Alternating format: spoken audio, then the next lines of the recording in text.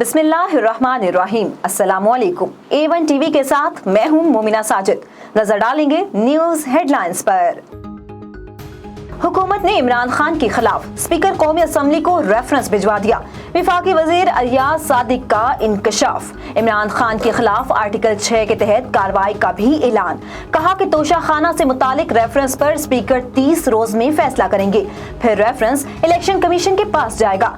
Speaker Imran Khan के बयानात से मुतालिक मंजूर शुदा करारदाद हुकूमत को भेजें। हुकूमत करारदाद सुप्रीम कोर्ट लेकर जाएगी।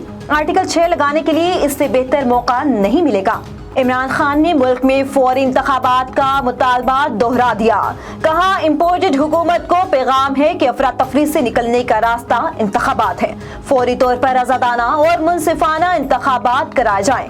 मुल्क इक्तसादी तबाही और श्रीलंका बनने की तरफ जा रहा है। वजीर दाखिला राना सनाउल्लाह ने कहा कि इमरान खान ने IMF से मुआहदे की खिलाफ वर्जी की है। मुआहदा पूरा ना करते तो मुल्क डिफॉल्ट कर जाता।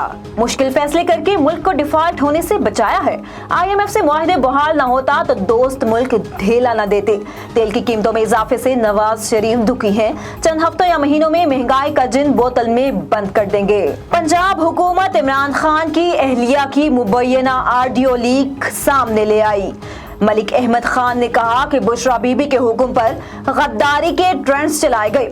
इदारा न्यूट्रल पोजीशन पर गया तो न्यूट्रल को बुरा भला कहा गया। PTI ने पंजाब हुकूमत की पेश करदा मुबैना ऑडियो को जाली करार दे दिया।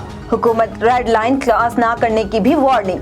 शहबाज गिल ने कहा कि ऑडियो स्क्रिप्ट किसी बेवकूफ ने लिखा था। बुशरा बीबी पर दोबारा बात की तो दुगना जवाब मिलेगा। फरूख हबीब बोले, इमरान खान के मुखालिफिन ने हमेशा जाती हमले किए। खवातीन से मुतालिक रेड लाइन क्रॉस ना करें। ये थी न्यूज हेडलाइंस। मजीद खबरों और अपडेट्स के लिए देखते रहिए A1 टीवी। अल्लाह निगहबान। A1 टीवी, सब पे नजर, अंदर की खबर।